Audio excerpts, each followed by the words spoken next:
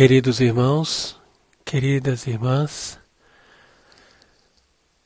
hoje nós estamos celebrando o segundo domingo da Quaresma, que é, para nós, o dia de ler esse Evangelho de São Mateus, que fala da Cananeia. Então, normalmente, no rito romano, se lê o Evangelho da Transfiguração, repetindo aquele que foi lido ontem, no sábado das Têmporas. Entretanto, para nós, estamos lendo aqui esse Evangelho dessa mulher cananeia,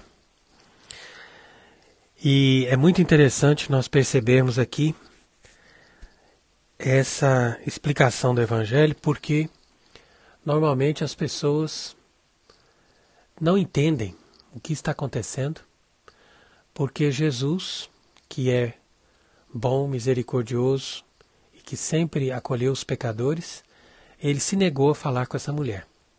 Então diz aqui o Evangelho que Jesus estava se retirando para os lados de Tiro e Sidônia, e eis que uma mulher cananeia, que estava ali por aquela região, começou a clamar atrás de Jesus, dizendo: Senhor, filho de Davi, tem piedade de mim, pois minha filha está fortemente atacada pelo demônio. Então aqui uma característica interessante dessas passagens do Evangelho da Quaresma, quando nós lemos o rito da missa verdadeira, né, que a Quaresma foca muito bem essa questão aí da luta contra o demônio. E isso é uma coisa que não está presente na liturgia moderna. Enquanto que Jesus não respondia nenhuma palavra. Inclusive os discípulos pediram para Jesus: olha, despede essa mulher porque ela fica gritando atrás de nós. E aí Jesus falou com ela: eu não fui enviado senão as ovelhas perdidas da casa de Israel. Então, até aqui nós estamos falando dentro do critério da justiça. Porque nós não podemos esquecer disso. Que Deus é bom e é misericordioso. Mas Deus também é justo. E até com os demônios ele faz justiça. Então, veja que muitas vezes a gente quer as soluções rápidas, ou a gente quer que Deus nos escute, a gente quer que as coisas aconteçam, mas você tem que entender que tudo vem pela lógica da justiça. Então, por isso que essa mulher não recebeu ali na hora o que ela estava pedindo. Porque ela não tinha mérito. Então, se a pessoa não tem mérito diante de Deus, não é na primeira oração, na primeira súplica que ela vai receber. Ainda mais que ela estava ali gritando desesperada e Deus não tinha aberto a porta para ela. Então, isso é o que acontece e a gente tem que entender essa lógica de Deus. Porque normalmente quando as pessoas percebem que não estão sendo ouvidas, elas ficam revoltadas. A maioria das pessoas tem um limite muito pequeno do orgulho. Então, o orgulho, ele vai ali dar um alarme, falar assim: não, eu já cheguei no meu limite, eu não quero mais saber.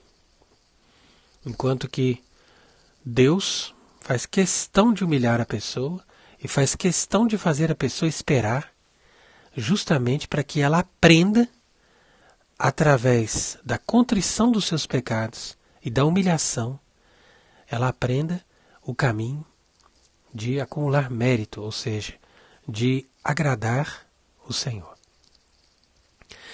Então, foi ali, nessa hora, que essa mulher pediu novamente: Senhor, por favor, socorrei-me. E aí Jesus disse: não é permitido tomar o pão dos filhos e atirar aos cachorrinhos. E ela respondeu: é verdade, Senhor. Mas os cachorrinhos também comem as migalhas que caem da mesa dos seus senhores. Então quer dizer que aqui foi onde ela virou o jogo, com essa frase. Porque, de fato, Jesus falou uma coisa muito forte para ela. Quer dizer que ele ali era o pão dos filhos. Ele foi dado como pão dos filhos. Quem eram os filhos? Os filhos eram os filhos de Israel. Então, esses filhos de Israel receberam a lei, receberam a herança, receberam as promessas, e eles estavam preparados para receber o Messias. Por isso que o Messias não poderia vir para os pagãos antes de vir para os judeus, porque os judeus já estavam preparados. E como que eles estavam preparados? Através da conduta moral. Então isso aqui que é interessante a gente perceber, porque ao dar uma lei para o povo de Israel, Deus tinha dado a oportunidade desse povo se organizar e criar uma conduta reta, de tal forma que eles sabiam como proceder, sabiam como educar os filhos, sabiam como manter as famílias. Então, entre essas pessoas não havia impureza, não havia adultério, não havia homossexualismo, não havia nada disso. Então eram pessoas que tinham uma retidão moral. E por isso eles estavam preparados, porque é necessário que você primeiro faça essa santificação, né, e evite as impurezas, para você ter condição de receber a vida espiritual. No entanto, essas pessoas que tinham essa graça, que tinham recebido de Deus todos esses dons, eles se fecharam no orgulho.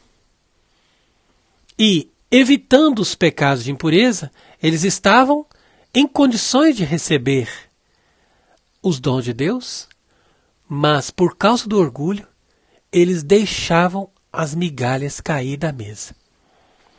Então, essas migalhas que caem da mesa, como disse muito bem essa mulher cananeia, representam as pessoas que, dentro ali daquela sociedade de Israel, desprezavam o Messias, desprezavam o Redentor e se fechavam na sua religião, nos seus próprios vínculos de tradições, nos seus compromissos religiosos, e eles buscavam uma religião para terem uma satisfação pessoal e não para estarem a serviço de Deus. Então, por isso que essa frase foi fundamental para tocar o coração de Cristo, porque a partir dali, Jesus percebeu que essa mulher não só tinha humildade, porque ela aceitou ser considerada como um cachorrinho, né? E infelizmente é assim entre os pagãos, ou seja, a pessoa que não tem o mínimo de noção das coisas, dos mandamentos de Deus, de uma conduta moral, então ela se relaciona com os outros como se fossem animais. E assim são os cachorros, assim são as cadelas. Ou seja, são pessoas que estão ali vivendo e tendo relação um com o outro, né? Cada dia está com um e não tem uma noção da sua dignidade e não sabem se comportar, não têm uma noção da pureza, vestem-se de qualquer jeito, se portam de qualquer jeito, se oferecem para os outros assim, como se fossem prostitutas. Infelizmente, toda essa geração moderna está assim. Meninas de 13, 14 anos como prostitutas. E isso acontecia no paganismo. Então, essa mulher cananeia era, na verdade, uma mulher que vivia assim. Cada hora estava com um, tinha essa filha, mas não sabia provavelmente nem sequer quem era o pai.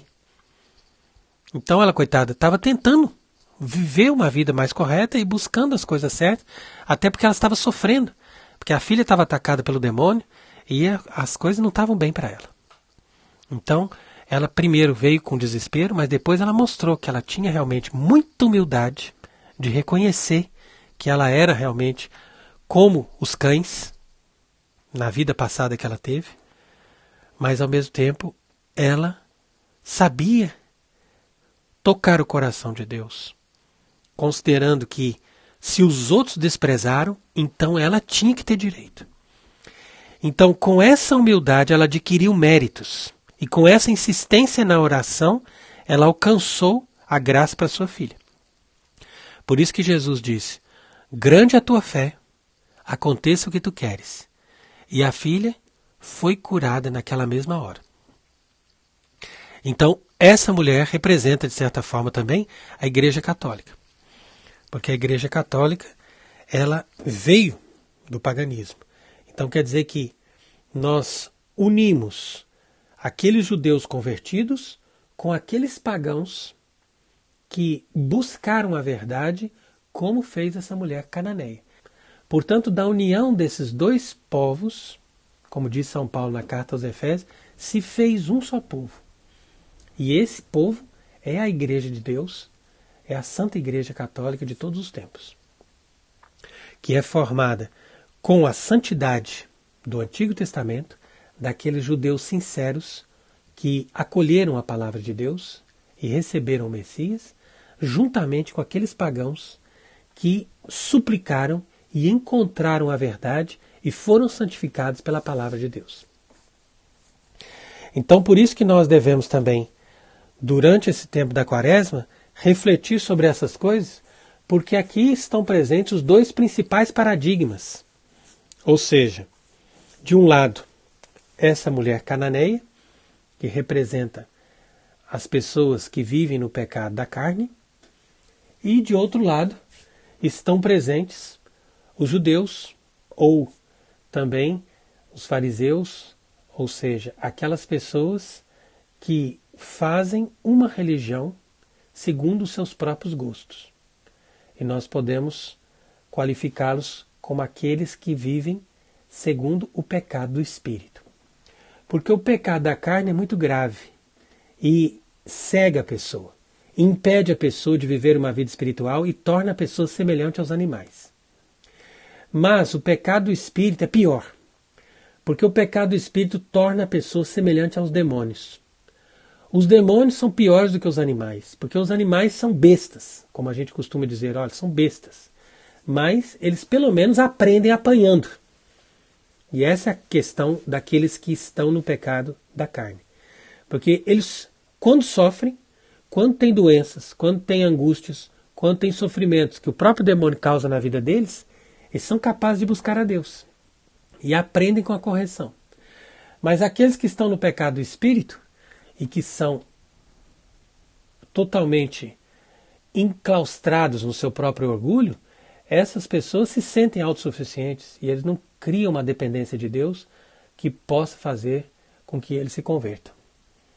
Então, por isso que diz aqui São Paulo, nessa carta de hoje aos Tessalonicenses, quando ele exorta em nome de Jesus, que nós devemos nos conduzir dessa maneira para agradar a Deus. Então, esse é o objetivo da Quaresma. Por isso que nós jejuamos, por isso que nós nos convertemos, fazemos abstinência de carne e de outros alimentos. Quer dizer, todo o exercício é para termos uma maneira melhor de agradar a Deus e uma conduta de modo a aperfeiçoar-nos cada vez mais. Então, por isso que ele diz, com efeito, conheceis os preceitos que vos dei da parte do Senhor, e o que ele quer é a vossa santificação. Então ele diz, que vos abstenhais da impureza carnal. Então esse é o principal ponto de abstinência da Quaresma, a impureza carnal. Então se você está na impureza carnal, quer dizer, masturbação, vídeos pornográficos, fornicação, coisas que vão para o lado da impureza, você agora tem que cortar. E tem que romper com os vícios. E a força que você vai ter para fazer isso é o jejum. E aí diz, para que cada um saiba guardar o vaso do seu corpo em santidade e honestidade. Percebe? Então é isso que a gente tem que perceber. O nosso corpo é um vaso sagrado. E a pessoa tem que guardá-lo com honestidade e santidade. E não segundo os apetites das paixões, como os pagãos que desconhecem a Deus. É o caso ali da cananeia. Então, infelizmente, hoje em dia, as pessoas dizem que são batizados, dizem que são cristãos, mas eles saem da missa já para poder pecar, para poder buscar a impureza, para poder buscar o sexo e o vício. Então, eles acabam agindo segundo os apetites das paixões, exatamente como os pagãos. Mas aí diz, que São Paulo dizendo que nós não podemos fazer essas coisas, porque o Senhor vinga dessas coisas, como já provamos e testemunhamos. E de fato é assim mesmo. Quando a pessoa vive assim na impureza, no adultério, na maldade, no vício, na impureza, na masturbação ou também em pornografias, essas coisas, Deus vai vingar. E a pessoa vai ter doenças, vai ter graves problemas, vai ter graves enfermidades, vai ter graves acidentes. Pode ter certeza que sempre vem a vingança de Deus. E essa vingança não é porque Deus é mau, é porque Deus quer corrigir. Porque através da correção do sofrimento a pessoa ainda tem condição de voltar para Deus. Então só tem uma saída, um remédio para o pecador que insiste nos vícios da carne. A dor. Então Deus tem que enviar a dor para que a pessoa, através da dor, ela faça a purificação dos seus pecados. Mas se a cananeia encontrou o perdão e ocasião de fazer penitência, nós podemos também encontrar o perdão de Deus. Então saibamos viver com honestidade e com sabedoria, porque dessa forma nós poderemos nos livrar de grandes tribulações, de grandes tristezas e de grandes perigos. Entretanto, reprovemos também o orgulho das pessoas que se dizem religiosos, que se dizem tradicionalistas, que se dizem perfeitos e que desprezam os outros. E que não consideram que uma pessoa como essa cananeia poderia se aproximar de Cristo. Mas Cristo, de forma alguma, desprezou essa mulher, mas ele quis testar a sua paciência para ver se ela tinha humildade e o merecimento necessário para ter acesso a Deus depois das coisas horríveis que ela fez. Então, também as pessoas que passaram por isso têm que ter também essa humildade de reconhecer os seus pecados e, fazendo a justa penitência, essas pessoas vão adquirir também o mérito para depois alcançarem as graças que Deus quer dar na nossa vida. Então, que Deus nos abençoe nesse segundo domingo da Quaresma e louvemos a Deus, façamos o jejum, perseveremos no combate contra Satanás e que Deus nos ajude e nos dê a sua graça. Amém.